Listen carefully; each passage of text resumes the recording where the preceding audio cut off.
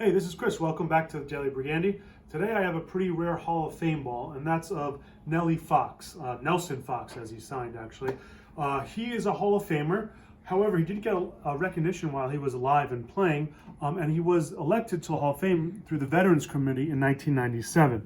Now, that doesn't mean he wasn't a great player. Nellie Fox was Mr. Dependable on the field. He was one of those guys that maybe wasn't flashy with his glove or flashy with his bat hitting the long ball, but he was a lifetime player. You know, he was there every day. One of these scrappy, gritty guys.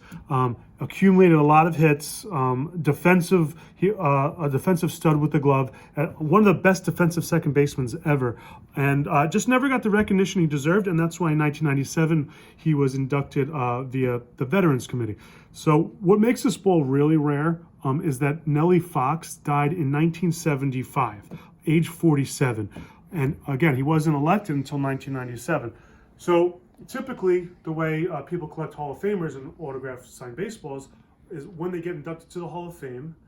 That's when people really started collecting autographs. So the only way to get Nellie Fox's autograph on a single signed baseball would be obviously when he was living, but way before he was inducted to the Hall of Fame. So there wasn't really an incentive or a big reason for any collectors to have his autograph alone on a ball like this. Of course, if you were a White Sox fan, if you're a Nellie Fox fan, you would have done it. But the population is very low for Nellie Fox single signed baseballs.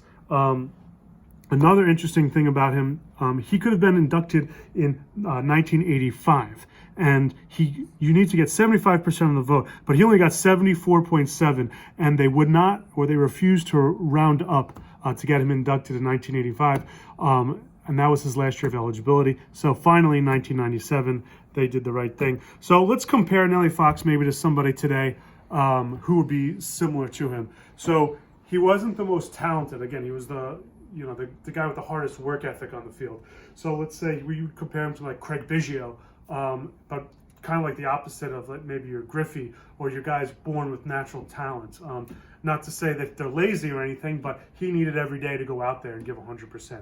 And that's what he did. A perfect role model for your kids. A guy who doesn't get the big name and all the fanfare, as Mickey Mantle would, but he's right up there in the same class, obviously. Another Hall of Famer. Collecting Hall of Fame singles is one of the most important ways and one of the most popular ways to collect autographs. So to complete the set, you would obviously need Nellie Fox. And he's just one of those guys that kind of gets overlooked. But if you're putting the set together, you absolutely need him. So if you have any questions about Hall of Fame signed baseballs, especially Nellie Fox, leave a comment below, shoot me an email. Thanks for watching the Daily Brigandi. We'll see you tomorrow.